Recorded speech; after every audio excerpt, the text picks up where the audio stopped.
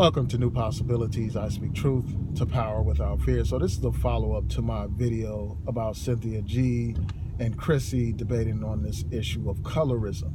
Now, there are a couple of points that I left out of the last video that I want to highlight in this video. And I want to thank someone who left a comment in my video today raising one of these issues. And it reminded me that I failed to discuss this in the last video. So one of the points that Crissie raised was this. She said that black people as a collective are not fighting white supremacy. And she also talked about how black men are not building and this and that. You know, one of her main talking points on her channel, basically belittling black men and, criticizing black men for not doing enough. So she made that point, and she was also basically saying that, the dark-skinned women can't wait around for white supremacy to be defeated in order to deal with the issues of colorism. And related to that topic was the whole point about how if white supremacy is defeated, then colorism will be defeated. This whole issue of that. That's a question that was raised during these video responses. So let's break this down. I reject the notion that black people as a collective are doing nothing to fight white supremacy. We have been fighting white supremacy since the moment we landed in this country, since the moment the first African was enslaved in this country. That history is well documented with the slave revolts that took place on slave ships and on plantations.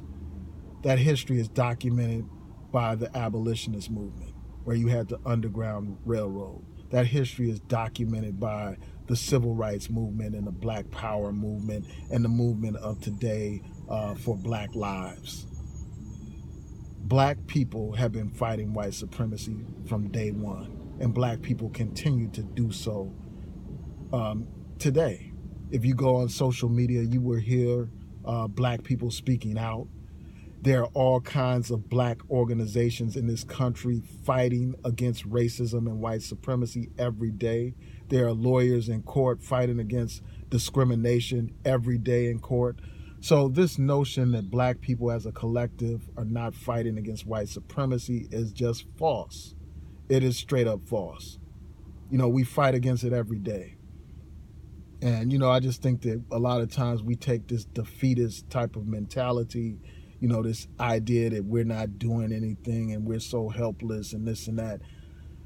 I reject that, because I'm reminded every day when I see activists, when I work with activists who are working hard in their community, fighting against racism. So I don't buy that. There are dozens, hundreds even, of organizations fighting against racism. So let's quit, perpetuating this lie that black people aren't fighting against racism. And we need to quit perpetuating the lie that black men aren't building. There are plenty of black men that are building businesses every day, plenty of black men that are building institutions every day. Of course, there should be more, but let's not downplay those who are building. And let's not, use that as an excuse to justify your position or whatever on this colorism piece. I do, as I said before, I think colorism is important. And again, it shouldn't be downplayed. It shouldn't be like, the people that want to speak out against colorism shouldn't be silenced and all that kind of stuff.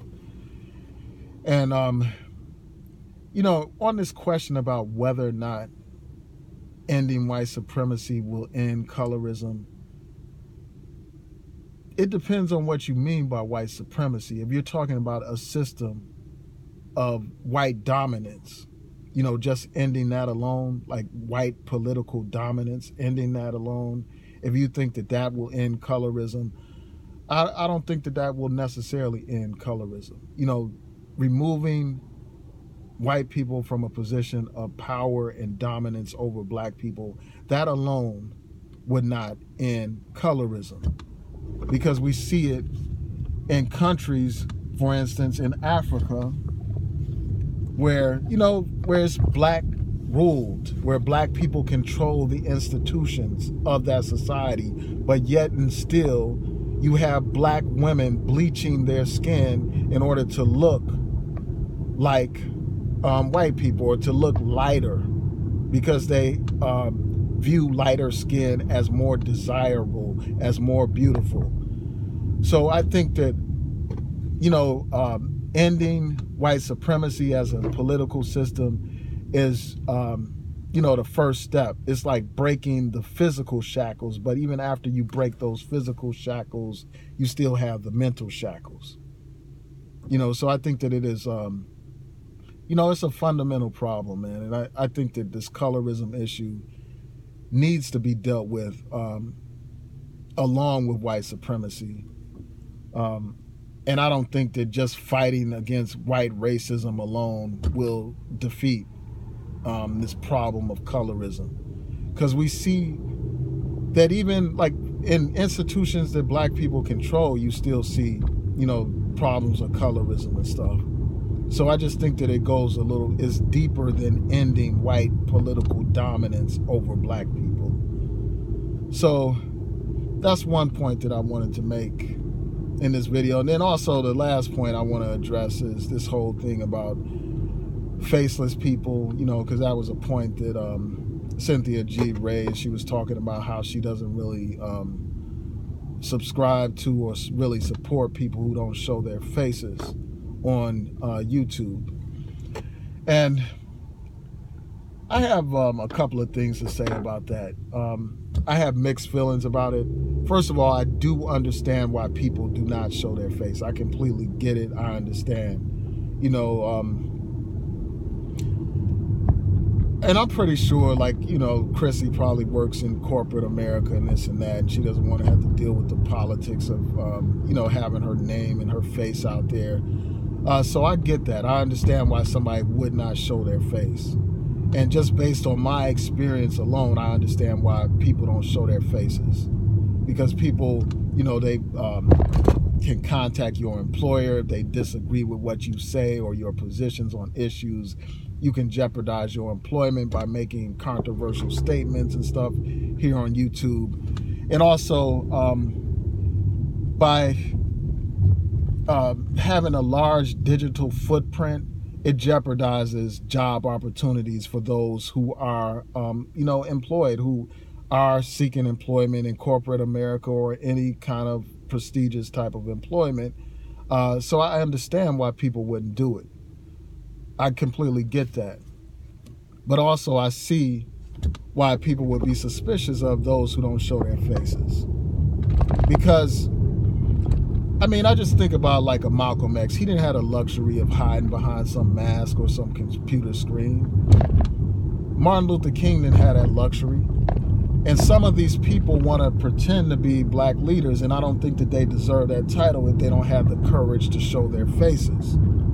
Like you got that Jason Black guy who's just a voice. But yet people follow him and look, you know, follow his example. You don't know who that guy is. He could be the police or something like that. So I get that, man. I'm not one to, you know, I think that showing your face says something about your willingness to stand behind your message, your willingness to be courageous in your viewpoints.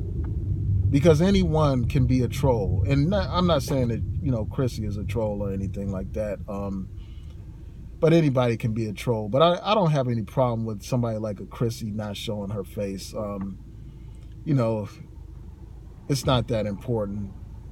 Especially with the things that she's just talking about. She's not talking about like nothing political or anything like that. It's just about this colorism issue that affects, you know, a large segment in our black community. So I don't see it as that big of a deal that she's not showing her face.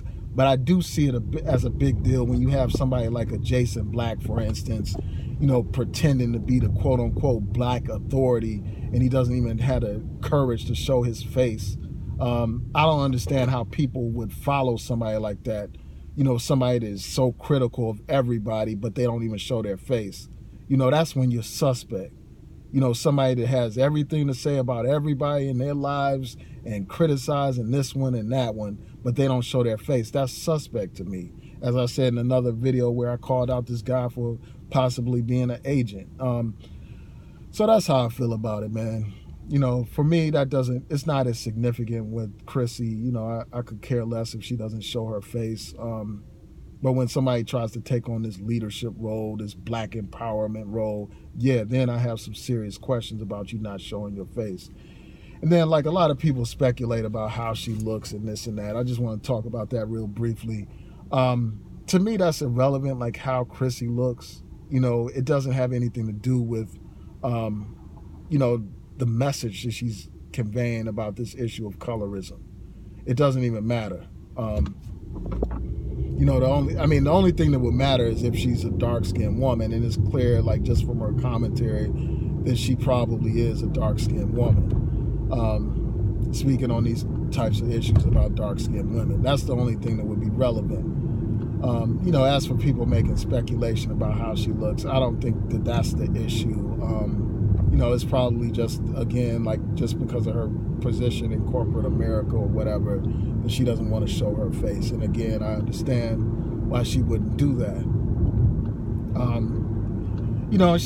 She sounds like a beautiful, you can't tell from anybody's voice, but she sounds like she probably is an attractive woman. But that is what it is, whatever. But anyway, so that's what I think about this whole situation.